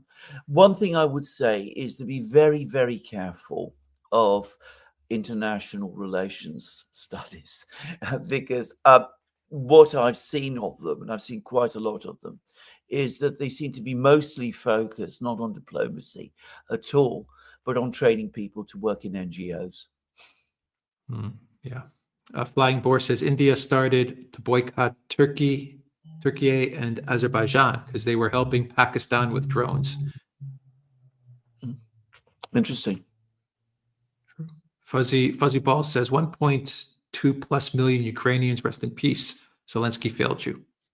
Yeah, true. Tom says counter narrative in the UK is relentless. Do you sometimes doubt that you think about the status of the war in Russia? I went to Bavington Tank Museum and it's endless pro-Ukraine stuff and how bank Russian tanks are and how they are losing. Yeah, I have long since passed the point of asking myself that question. Are they right? Am I wrong? All I can say is that cumulatively, not just about the Ukraine crisis, but going back at least 30 years now, I've seen that the whole narrative in Britain, at least, is so fundamentally wrong. It's so consistent. It is so consistently proved to be wrong that I no longer have that doubt any longer, if I can put it like that. Studio Reiner says, do you think Switzerland will become neutral or more a part of the EU globalization? If I were them, I'd restore neutrality since the EU is collapsing. Pascal Lottas tells me that, in fact, that there is a large community of people in Switzerland who are very, very upset about the way in which Swiss neutrality has been watered down. He believes that that's a majority feeling of people in Switzerland. And he expects that there will be real steps taken in Switzerland by the people there to bring its neutrality back. I hope so. Laurie, welcome to the Duran community. Tom says, to add, been listening to you a long time, and you've shown to have brilliant analysis. Wasn't arguing against either of you. Keep doing what you're doing. Thank you, Tom. So, can I just say, I mean, people are very welcome to argue with us. I mean, it helps. I mean, it actually sharpens thinking and analysis. It's on the other side that they don't like arguments. You could see that. Laurie says, hi, you all. Isn't Turkey in Cyprus, and why? Isn't Turkey in Cyprus? The north. Of course it is. Yeah, it is yeah. hugely involved in Cyprus.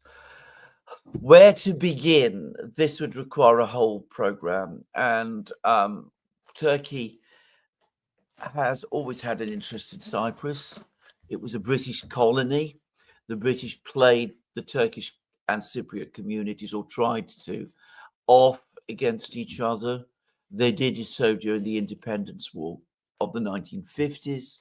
And there were massive intrigues in the early 1970s, which involved the pro-American government in Greece at that time, and the Americans and the British as well. So this is a very complex story. And given that we're also talking about Alex's country, I think if we're going to do justice to it, we should discuss it in a dedicated program one day, maybe one of our historical programs. What do you think, Alex? Yeah, I think it would be good to do a bunch of programs on it. Yes. Because you always get the question. I always get the question about Crimea and Cyprus, or Ukraine and the Russian invasion of Ukraine and the Turkish invasion of Cyprus. You always get that question, but they are vastly different situations. Yes. Oh, absolutely. They are vastly different situations. And in order to understand this conflict and to do justice to it, you need to discuss it. It's a 30-minute program. Let me put it like that. I'd say at least. At least, yeah. Studio Rainer, welcome to the Duran community. Iranian Kiddo says Turkey should first recognize the Greek genocide, which took place in Izmir and the Pontic regions. Well, my grandfather, by the way, was there. He was in Izmir, Smyrna, when and saw much of it happen. He was with the Greek military at that time. Just to say, so. I have to say this. I agree, but I think if we spend all our time making lists of these things and saying, one side must recognize this, one side must recognize that, relive history in that kind of way, seek that kind of justice, then we might never actually move beyond this. These are historical events. These are historical facts. I think that resolving the problems of today, Cyprus, for example, can then take us forward, and we can begin a proper reconciliation. And out of that reconciliation, truth might come. Laurie says, I don't understand why Turkey has occupied Cyprus. Again, as I said, this is an enormous topic. And it wasn't just Turkey deciding to occupy Cyprus. As I said, other parties were party to that too. Britain and the United States played a role. And as I said, this is a big subject to discuss some other time. It's important to remember this all happened during the Cold War, and a lot of it was, again, about Cold War maneuvering and about feelings of mistrust towards the government of Cyprus of that time and the politics that it was conducting and its alignments, which were not popular with some people in the West. Fuzzy Ball says, both of you, what do you think is the percentage between 1 and 100 that Ukraine ends up landlocked at the end of the Russo-Ukrainian war? I'm not going to give a figure, but I think it is highly likely that that is indeed where we're going to end up. The Russians are now openly and increasingly talking about Odessa, and that really ought to be a major alarm signal to the Ukrainians that this is where events are going. Patrushev, who was Putin's national security advisor and is still a member of the Russian Security Council and is now in charge of rebuilding the Russian fleet, has said that Odessa is going to be a part of the negotiations. I really think that I won't give a number either, but I will say this. I really think that this is Ukraine and the collective West's last chance for a deal. Absolutely. Oh, no, about that, I completely agree. And Arestovich probably agrees with us. What he said Absolutely. a couple of weeks ago is also correct. This is the last chance. Otherwise, the 4 turns into 6 and the 6 turns into 8.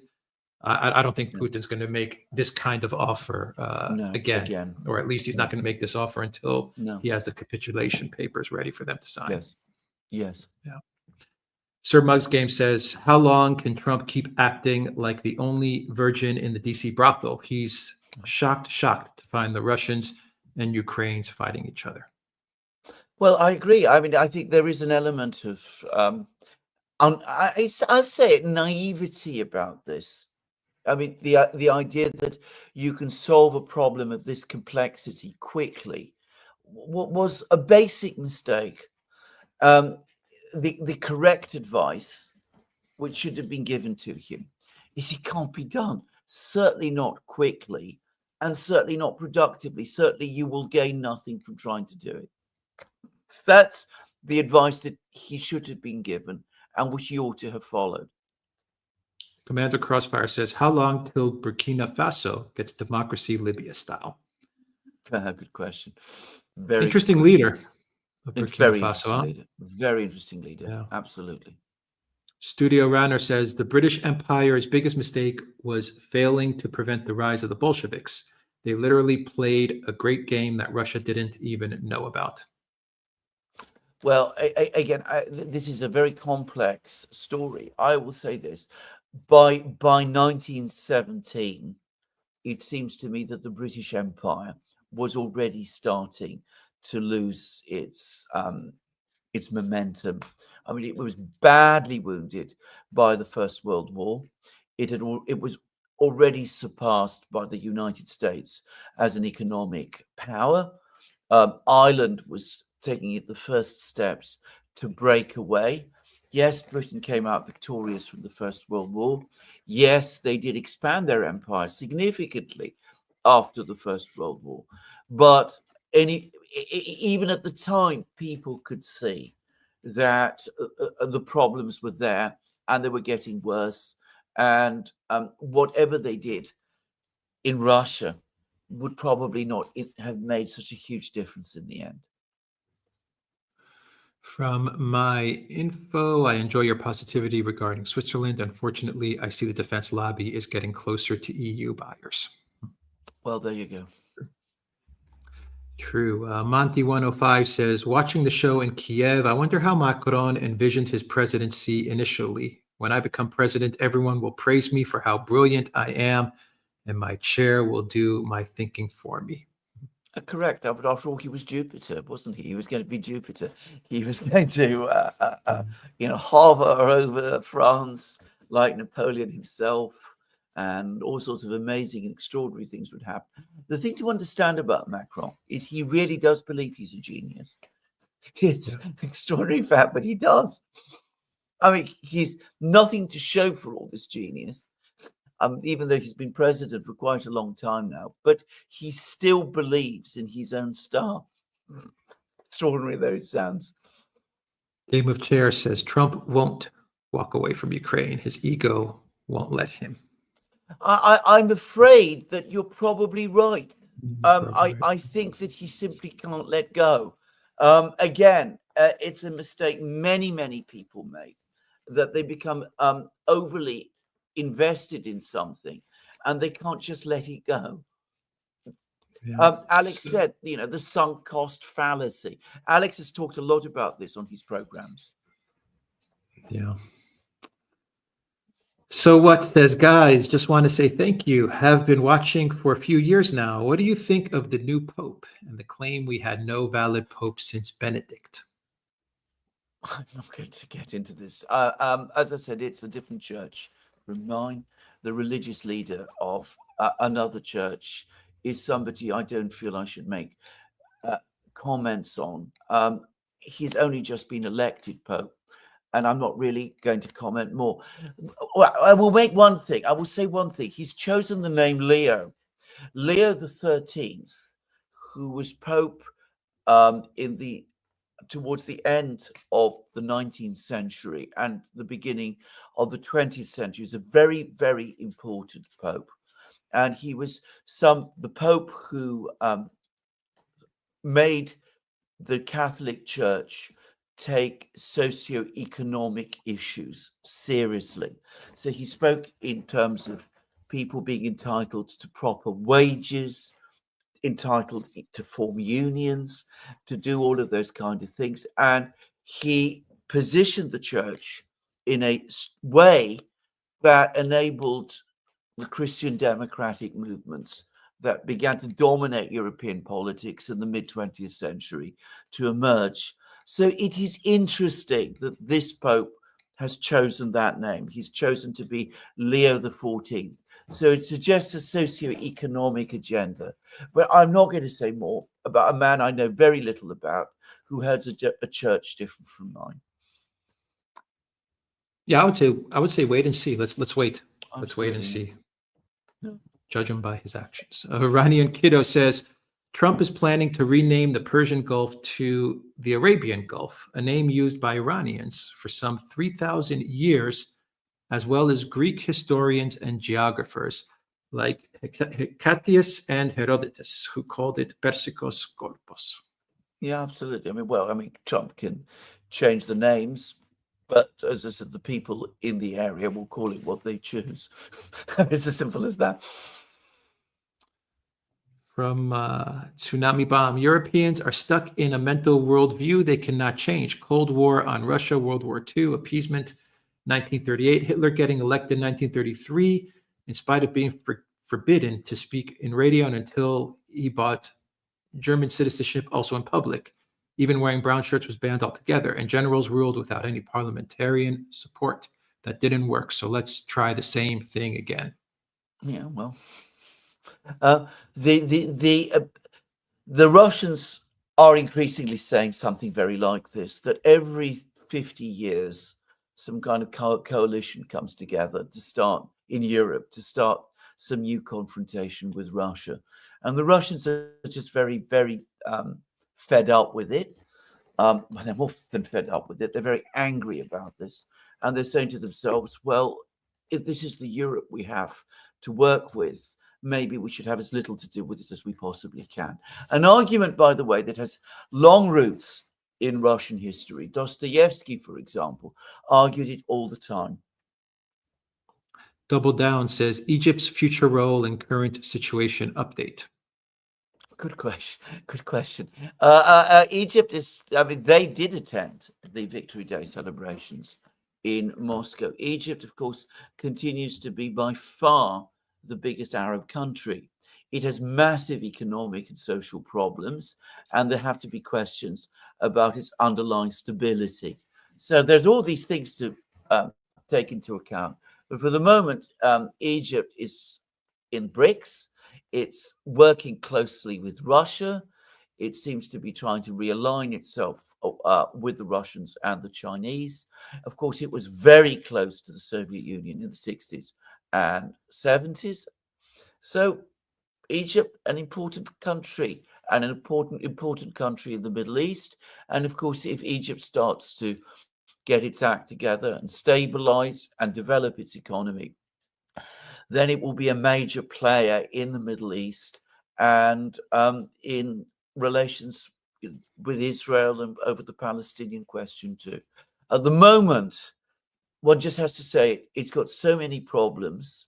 It is so unstable that it's a country with promise, but a promise which might not be fulfilled because of the depth of its problems. Matless X says, do you all see the video of Al-Jilani shooting hoops like Obama last week before he went to Paris? And Alex will have the Al-Jilani curse. Where is Annalena after she visited? Trump is allegedly going to meet him soon. That's true about Annalena. Yeah. I didn't know about Al-Jilani No, I playing didn't. basketball. I didn't see that. No, I But didn't see that. Alexander, Trump is going to meet Al-Jilani in Saudi Arabia. At least those are the reports that we're getting. And Al-Jilani has promised a Trump tower in Damascus. Everyone's promising a Trump tower. That's kind of what everyone does. Yeah. So he's going to meet Al-Jilani, which is everybody's getting close to this man. It surprises me that they still don't get it, that Al-Jilani does exactly what Erdogan tells him. That's all. They might just as well meet Erdogan as talk to Al-Jilani. Yeah. Jason S says, Trump going to Istanbul looking like a trap now, but Putin could talk to Trump and leave Zelensky to talk to negotiating team. Agree the scope without getting pushed into commitment. No, I think Putin is very wise to stay away. I think that he's made the absolutely correct decision. I think going to Istanbul at this time, as I said, would reduce the whole thing to farce. I mean, either you're going to have a serious negotiation or you're not. And I think Trump should stay away as well. Not only should Trump stay away, he should say, we've done our job. Yes. Mission accomplished. Exactly. That's what Trump should say. We've done it. We've got them talking. Leave. Exactly. Yeah. Exactly. William says the Kiev Express fiasco will have shown to many who have hitherto gone along with the prescribed narrative that Project Ukraine is a clown show. Yeah. That it is. Thank you for that. Double Down says China-India rapprochement improbable due to Pakistan. Well, never say never. And I think that maybe a full rapprochement, very difficult, but certainly a situation where they can work together and be at peace with each other. I think that is a real possibility. And I think we might be actually step by step moving in that direction. From Flying Boars, Zelensky broke the energy truce. Where was Trump on that? Precisely. Tim Gibson, thank you for that super sticker. Studio Rainer says, isn't there a mass exodus in Britain? Seems like everyone that can afford to leave is leaving. A lot of people are leaving. I mean, I don't have the figures, but a lot of people are leaving. Laurie says, yes, that's why I asked, because Alex showed the fence one time in Nicosia, the division, which you can pass through. So. Absolutely, yes. But you still have the green line, and you still have the troops there as well, monitoring everything in the UN. Sir Mugs Game says, is Egypt's al-Sisi the most underrated and underestimated leader in the Arab world? He has avoided major traps in Libya, Gaza, Israel. He looked pleased, very pleased to attend the victory parade. He certainly is an extremely clever man, but don't underestimate the enormous challenges that he faces within Egypt itself. So absolutely, he's played a difficult game with great skill, but that doesn't ultimately guarantee success. I mean, you could argue that for most of his time as president, Assad played his cards with great skill, but he didn't ultimately win. He's no longer president of Syria now. Nikos says, Alex, you might feel different, but Cyprus is Greece. Most of us know this. To solve Cyprus, you split it up. Give the Greek parts to Greece and leave Greece alone, but Turkey won't do that. They hate us. Yeah, we'll have to discuss this whole issue properly in a dedicated video, it seems to me. Yeah. Flying Boar says, on the recent trade war, who stands tall, U.S. or China? Well, if you're asking who came out on top or who came out first on points, China did. I mean, the United States reduced the tariffs significantly. They were the people who put them up in the first place. The Chinese obviously reduced their tariffs too. There are still high tariffs on Chinese goods, but they're now 30%, whereas after Liberation Day, they were 54%. So China has come out on top, but ultimately this was a return to sanity. And I think we shouldn't look at this in that kind of a way as a zero-sum game. Better that the United States retreated and retreated well. And Trump has been able also to avoid any significant political damage as a result of this affair. So I'd say overall, a job well done in Switzerland. Elza says, it's really frustrating to teach children in Germany the history of the 30s and watch the chancellor laying down flowers at the grave of Azov fighters. Yeah. Texas Grown says, either a truce for the respite of Banderite hordes or new sanctions. You think that's smart? A, shove these peace plans up your pangender arses. Medvedev is a gem. That's what Medvedev posted. Yeah. Absolutely, yes. Yeah, Medvedev. Studio Reiner says, I think the ongoing population collapse will force change beyond any power that the globalists have. Population decline is caused by globalization. Another enormous topic, and one which I'm not really able to discuss in any clear way. I would need to spend a long hours of research to be able to say more about this. I agree that at the moment, I mean, certainly in Europe, we are looking at major demographic issues. Yemelyan Pugachev, I want Z to pay attention to this name. Putin, like Catherine the Great did, will bring him to Moscow in a cage, just like in 1775. Pugachev was a rebel, a Cossack who led an insurrection against Catherine the Great. There's a big revolt, and exactly as Yemelyan Pugachev, who's just written to us, points out, his rebellion was eventually defeated, and he was brought to Moscow, I believe, in a cage and executed there. If you want a very interesting account of the conflict from a literary point of view, Alexander Pushkin wrote a short story, The Captain's Daughter, which describes many of the events very interestingly and gives some very interesting pen portraits of Pugachev himself. And by the way, there's also a good Soviet film about it. That was a super chat from Raphael. Oh, well, there you go. Super chat. Thank you, Raphael. A Flying Boar says, India, Pakistan is like Russia, Ukraine. Russia is India and Ukraine is Pakistan. Well, Double Down says, Russia has bogged down the Death Star temporarily. Well, thank you for that. Flying Boar says, Britain doesn't have a steel company. How many does Russia have steel companies? Lots. I think they are sometimes the world's second biggest steel producer, sometimes the third, or maybe the fourth. Anyway, I don't know where India lies. China dominates steel production. The United States and Russia produce roughly the same quantities of steel. Flying Boar says, Collective West couldn't take down Russia. How are they going to go against China at the Taiwan Straits? Good question.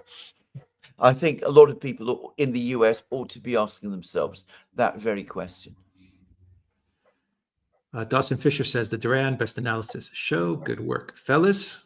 Thank you for that. Elza says, it makes me dizzy to follow Trump's moves. He's like Zelensky. Both think that politics and running social media is the same thing. Well, if it makes you dizzy, think what it does to us. We have to try and keep up with all of this. I mean, literally from one day to the next, the whole situation can change on a dime with Trump. Laurie says, I'm grateful for Russia's sacrifice in World War II. Absolutely. And so should all of us be. Dynamite says, Africa news. What about the Sahel states? It seems like you guys are completely ignoring that part of the globe. No, we're not. We're not ignoring it at all. We take it very seriously. But at the same time, there is so much news in other places, and there is only so many hours of the day. So, yes, there's a lot going on in Africa. There's an awful lot going on in Latin America. There's things going on across Asia as well. But, we can only deal with a certain level of news, and we are located where we are. So inevitably, we focus mostly on the news of our own region. And from Sir Mug's Game, AI Angelina Jolani does what Erdogan tells him to do, and Erdogan does what Trump tells him to do. They're both critters in Trump's petting zoo. Well, yeah, that's very well put. All right, Alexander, final thoughts, and we will. Well, extraordinary day. I mean, we were absolutely right. Putin isn't going to Istanbul. Absolutely the correct decision. We will see what happens and what the sanctions are, and what Trump decides to do now. I mean, Trump, if he was wise, would follow your advice. Say the Ukrainians and the Russians are now talking. I've done my job. Time for me to go. And I've got nothing further to do. But will he do that? Most unlikely. Yeah. Let me just do a final check, Alexander. I think that's everything. Taurus says, isn't it interesting that the EU doesn't care about half of Cyprus, its members, been occupied by an outsider, but cares so much about Ukraine, an outsider so much? Exactly. It's very interesting and very revealing. It tells you an awful lot about what their real priorities are. Yeah. All right. Thank you for all the amazing comments and questions. An incredible live stream. Thank you so much. Thank you to everyone that watched us on Odyssey, Rockfin, Rumble, YouTube, and Locals. Thank you so much to the Locals community, the Duran.locals.com. Alexander, do you want to give a quick plug to your live stream tomorrow? Absolutely. I will be obviously we'll be looking at the latest developments. It'll be at 1400 hours Eastern time and 1900 hours London time. We, of course, on Locals, and everybody's welcome to join. I'll be talking for about 2 hours, answering your questions. And we have a wonderful community there on Locals, which you can join and be a part of.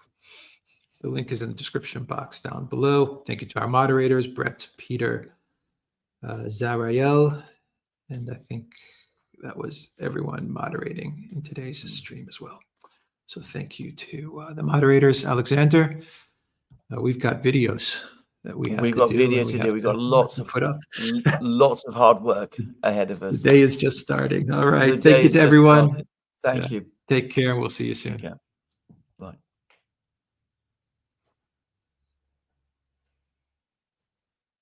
Krasimar, thank you for that super chat. All right. Bye-bye.